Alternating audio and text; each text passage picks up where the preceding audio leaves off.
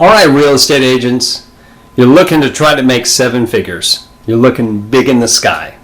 So what are the 4 skills that you need to make that $1 million per year as a real estate agent? This video, we're going to go over those and elaborate what you need to do to become one of the top elite in this industry. So stay tuned.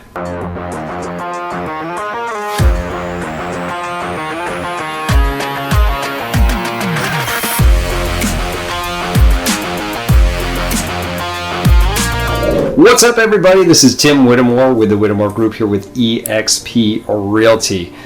Coming at you with the no BS version of what you need to do to be successful in this industry, answer any questions about what sort of brokerage might fit you the best, and of course give you my insight. Now, I've been a single agent, I've been a team agent, ops manager, now a team lead. I've done it in 3 states total, and I want to give you my information to help you be successful. They always say that you're the sum of the 5 people that you listen to. Let me be that voice to guide you to the next step.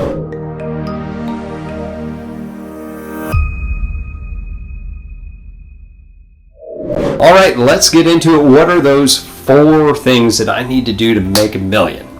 Man, what do I have to do? Well, I could just regurgitate the Millionaire Real Estate Agent to you and be like every other video that's out there.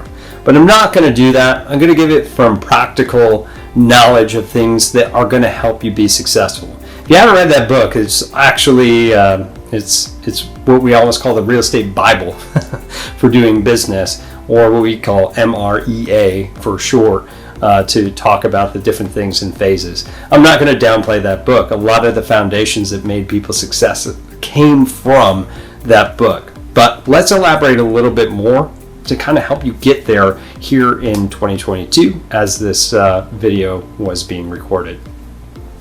Number 1 thing that you need to make that amount of money is you have to create a plan. Not only do you have to create a plan, but you have to stick to it. All right? That plan could be a million other different things. I love using million. It could be hundreds of different ways to make this certain thing. The basis of this is sitting down at the beginning of the year or whenever that you're going to start tracking and put together a business plan, right? And that business plan needs to incorporate what tools you need to do in order to get to a certain area, right? So first things we need to worry about, obviously, are going to be budgetary, right? Time constraints, your personal time constraints. What market are you in? What's your average price point? So if you can figure out what your average price point is, then you can figure out how many closings that you need to make that amount of money, right? At least $1 million in GCI, and then obviously you can try to net that million, but we're talking $1 million GCI, gross commission income. You're also going to have to figure out what sort of expenses are going to help you get to that point. What do you need, right? And then sticking to that plan and getting out and executing, right? So as long as you have a good plan for that, or have a plan to put systems and people in that area to help you grow, that will absolutely help. Have that plan. If you don't already have that plan, talk to a coach, any real estate coach that's taken people from 6 figures to 7 figures. If you're just starting, obviously this is going to be very hard to do depending upon your price point to hit that number, but you can still do it in a quick fashion, and maybe not a year, but over several years to get there. Okay, so number 2 on there is talking about lead gen. If you've ever done any research, which obviously you're here, so you've done a little bit, there are hundreds of ways to generate leads in real estate. Hundreds of ways.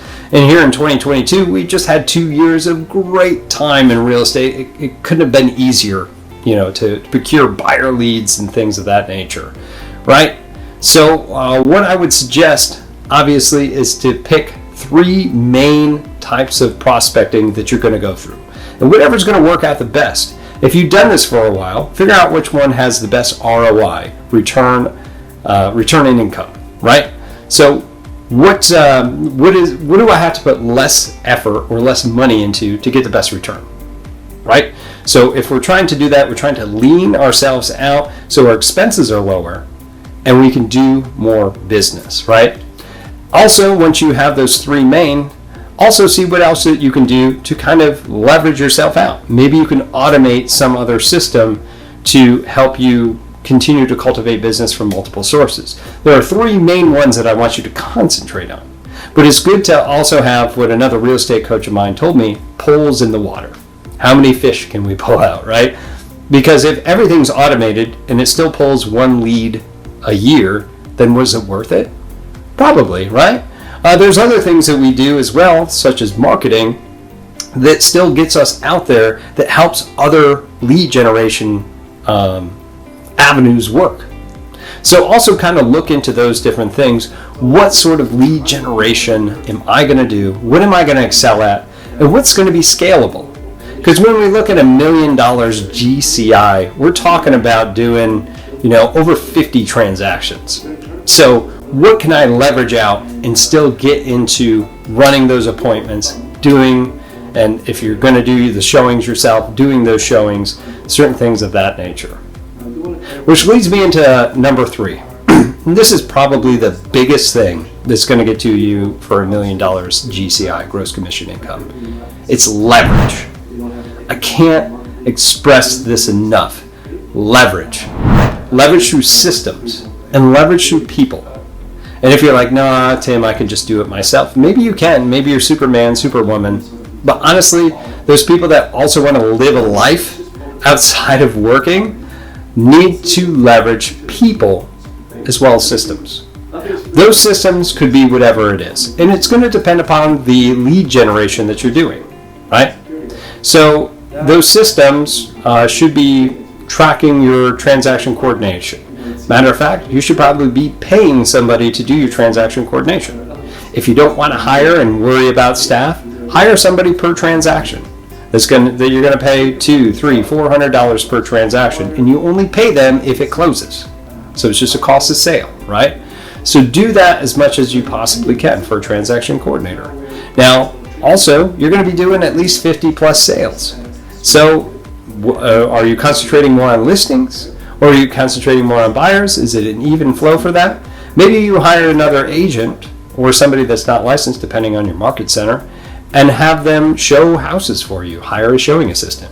You can pay them per door. You can pay them per sale if it actually goes to closing. Whatever is going to work best for your numbers for that to work out. But know that you're going to have to do that.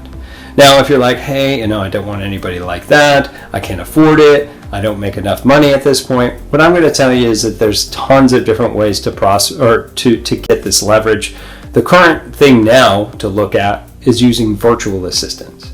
There are tons of companies out there right now that are looking to link you up and vet a virtual assistant to work with you for your specific real estate business, depending upon what you want them to do. Virtual assistants can get paid as low as $3 per hour. Think about that, 40 hours a week, that's a really low expense. That's probably lower than any lead generation source that you're going to do that could be out helping you either lead gen. Honestly, I wouldn't use them for lead generation. I'd use them to take all the unnecessary, $10 to $25 an hour jobs off of your plate. Once you can eliminate that, you can concentrate on doing sales, running appointments, buyer's consults, listing presentations, marketing. You could also pass your marketing off to a virtual assistant or an assistant, right? All those other things you can pass off. And then you don't only have to go show houses. You don't even have to do that. You can get a showing assistant to do that. And that way you're just writing contracts, coordinating until close, and then on to the next one, on to the next one. It's all about leveraging yourself out. Moving on to number 4, which is your budget. You're never going to hit that 1 mil if you're not going to budget correctly and you run your expenses into the ground. There's a book called The Road Less Stupid. And the author of that talks about some mistakes that we make as young entrepreneurs, because you are a business owner at this point if you're trying to take $1 million for GCI as a real estate agent. You are a business owner, you're an entrepreneur. But a lot of us go in and we just throw money at stuff. And we don't make it accountable, we don't track it, we don't do any of our numbers, right? And he calls that paying the stupid tax, which is exactly what that is. You may invest in Zillow, and this isn't the best time to do Zillow. and now you've made a $50,000 mistake and didn't get but barely any return on investment for that, right? You may have gone out and heard somebody say, hey, I promise you the world with the marketing. And the marketing got you no return on investment or increase in business, right? It sounds great, and we all fall into that because we have to make, we have to risk our things as we try to grow, especially trying to be innovative and on the front line to beat out the rest of our competition. But in so doing, if we don't stop to think, we do pay the stupid tax, and I'm no exception. So having that budget, right, tracking those expenses and keeping every bit of that expense accountable. My suggestion to you is when you build out your budget, when you create the plan at the beginning of this, and you create a perceived budget, that you keep every expense accountable, and you're reviewing this at least monthly. If you're doing that in a very minimum quarterly, but making sure that you're accounting for that and that things just don't go outside, because if the market or when the market shifts, you'll be knowing exactly how lean you can get in order to still get that same sort of effectiveness. So again, to recap, have a good plan, stick to that plan. Pick your lead gen, whatever works for you, and the highest leverage that you can possibly do it without spending too much money or any money at all. Leverage systems, leverage people, and make sure that budget works. And in so doing, you'll be able to not just get a $1 million GCI, but net that same amount.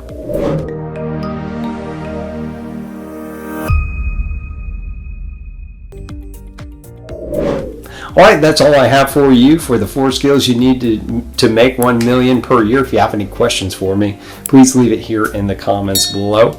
Also, if you have anything else that you'd like to add that helped you be successful, again, put that here in the comments below. And if you're considering coming over to eXp Realty, have any questions or anything like that, you can reach out to me personally. Give me a call, text, email, find me on social media, whatever you got to do. I got your back if you're coming over here with eXp Realty. Talk to you soon.